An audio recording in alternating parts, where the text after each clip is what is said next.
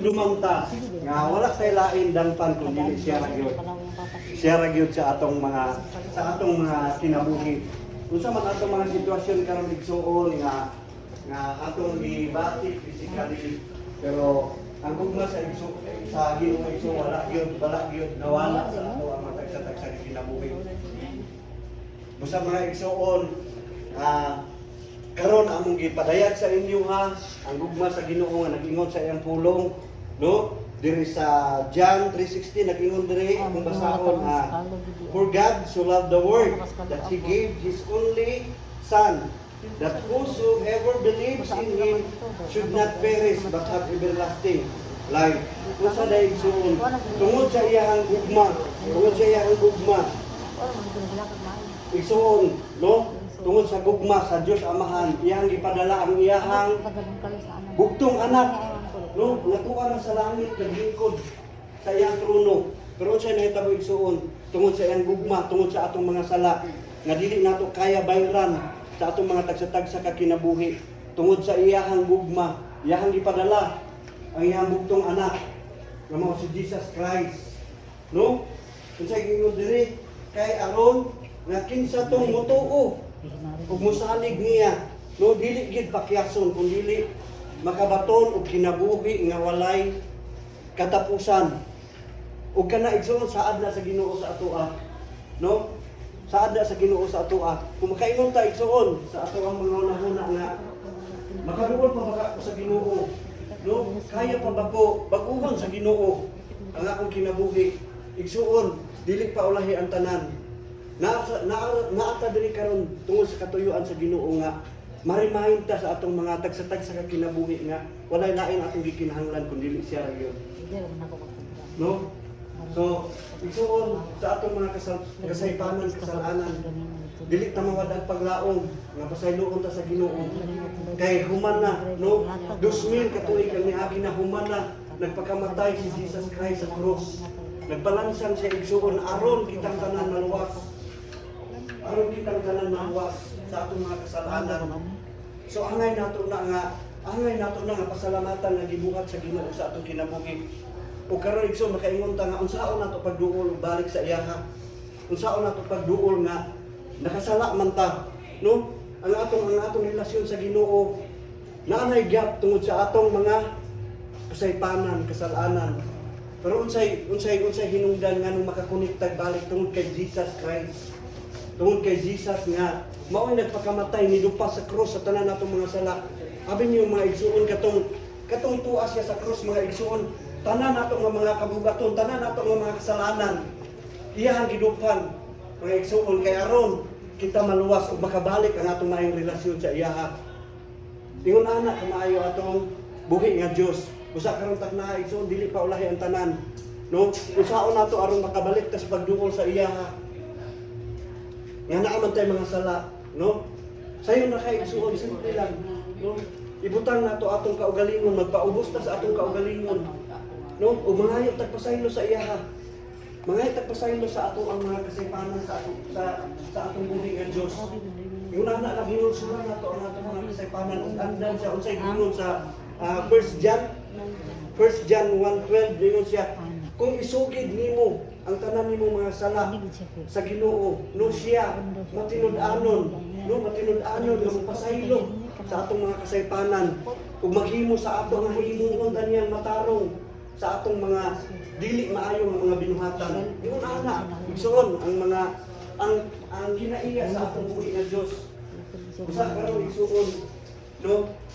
Dako pa kay tag tsansa nga naa pa ta diri karon nga magduol sa iyaha. Dili pa ulahi ang tanan.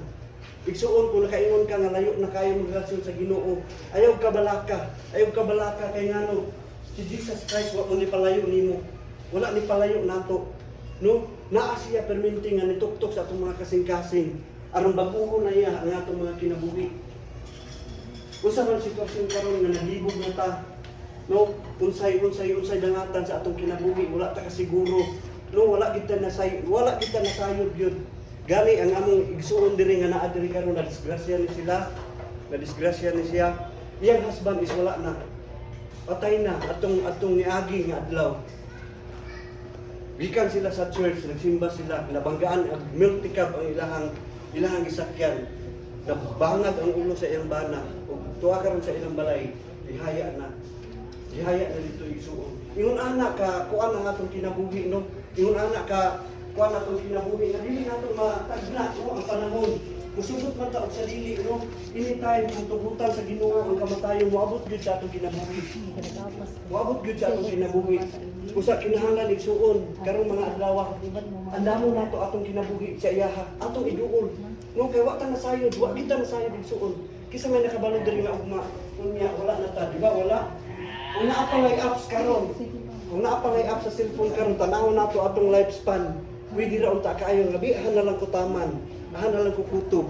Pero wala may ingon ana, so dili gid nato masiguro. Ang kasiguruhan igsuon nga hinungdan nga aron mapaduol ang atong sure ang atong kinabuhi nga diya sa kamot sa Ginoo is ang pagduol, paghinulsol, pagdangop sa atong mga tagsa-tagsa kaugalingon. Yung na igsuon ang atong buhaton. So unsa man ang atong gidangatan, unsa man ang atong nahimong mga kasaypanan sugod sa atong pagkatao hangtod karon, pwede nato iduol sa Ginoo. Pwede nato ipapangay pasaylo sa Ginoo. Dili pa ulay ang tanan. No? Ningon siya, busa baguhon ta sa Ginoo. Baguhon ta sa Ginoo, dili ang atong mga kaugalingon may mubagko kun dili tugutan na nato si Jesus Christ. Nga may mubagko sa atong mga ginabuhi. Tugutan na nato. Dawaton nato pasudlon ilhon nga si Jesus Christ mo ay nagpakamatay. Kumana, nagdupa sa atong cross para sa atong mga kasalanan. So yun ana lang igsuon. Sa unsa nga paagi, sa unsa mga paagi, niingon sa iyang mga pulong. Niingon dito nga seek ye first the kingdom of God, and all these things will be added unto you. Unsa di ay unahon nato pagpangitaan ang gingharian sa Ginoo ug ang iyang pagkamatarong ug ang tanan mga butang igsuon nga atong gipangandoy sa atong kinabuhi iya ra nang ikadugang. Iya ra nang ikadugang igsuon. Usa karon kahaponon amo mong hangyoon nung nga magdangop ta sa Ginoo, muduot ta sa Ginoo. Kulay lain buhi nga Dios gamhanan nga nagpakamatay. No? Nagpakatawo ug nagpakamatay ug nabanhaw. Sa iyang pagkabanhaw igsuon, uban na ang atong bagong kinabuhi dinha.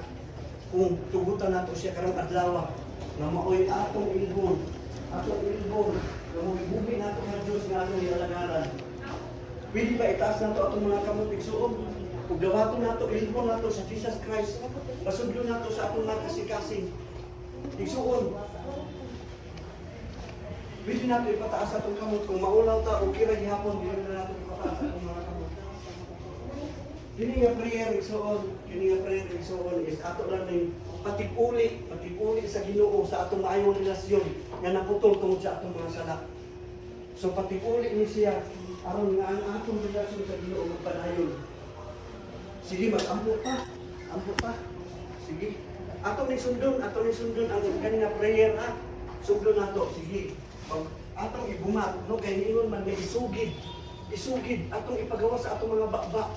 No, kung unsa man galing ang atong pag-ampo kon, sundon na nato ni nga prayer agi sa pagbalik sa atong may relasyon sa Ginoo. Pwede ba? Sige. Ana atong magkamo. Hallelujah. Sige, sundon nato ang pag-ampo ha. Diyos Amahan, salamat Ginoo. Nga imong gipadala ang imong bugtong anak nga mao si Jesus. Aron kami makadawat sa kaluwasan. Salamat Ginoo. Nagkarong adlaw among kangilhon ug pasudlon sa among kasing-kasing ug dawaton nga ikaw nga among gila nga Ginoo nga tag-iya sa among kinabuhi nga among manluluwas. Sugod karon Ginoo, ikaw na ang maghari sunod sa among mga kasing-kasing. Salamat Ginoo. Nga karong adlaw among naangkon ug among nadawat ang kaluwasan nga imong gisaad.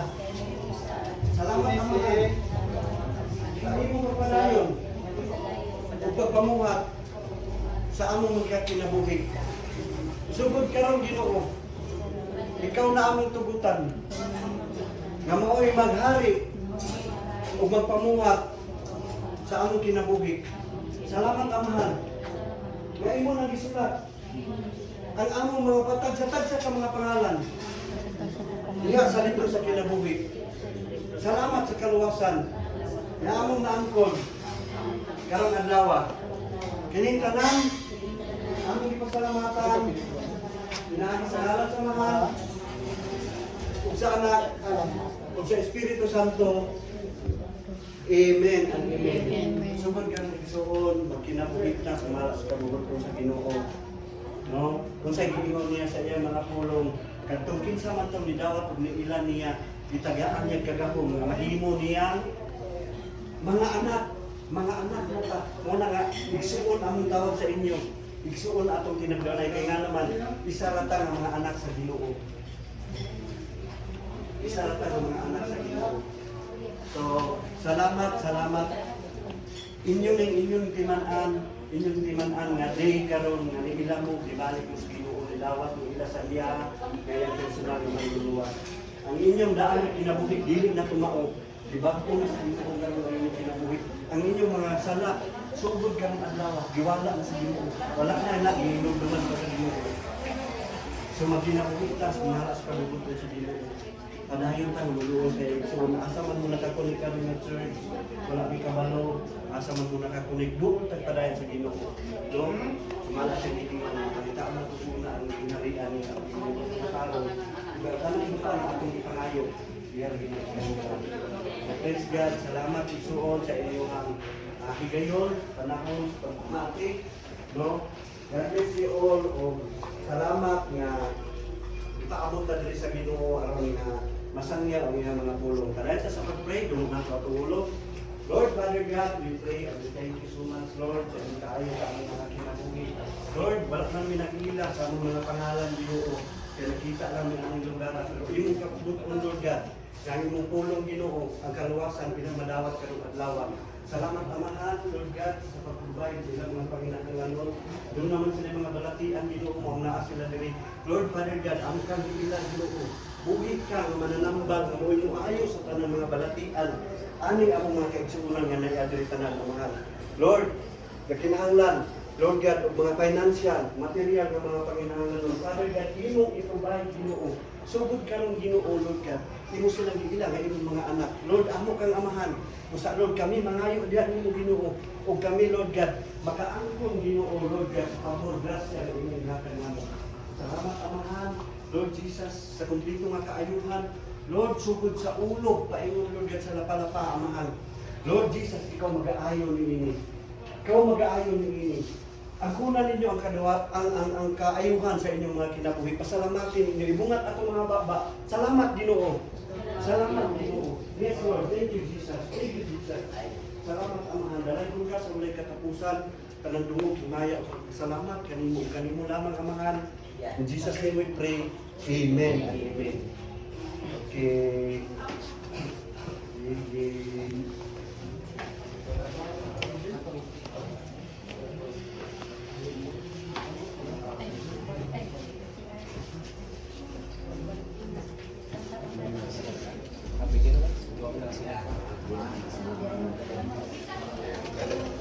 Kot.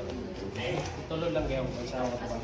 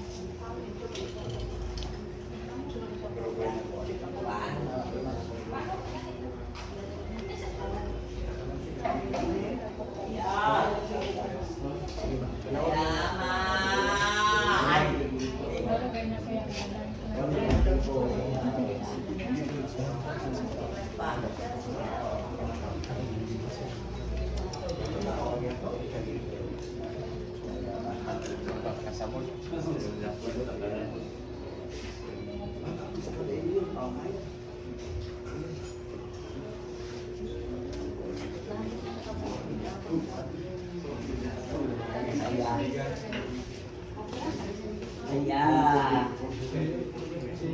Si Magdadulog ng kwan naman na iya, casting kan. Mindset, hindi.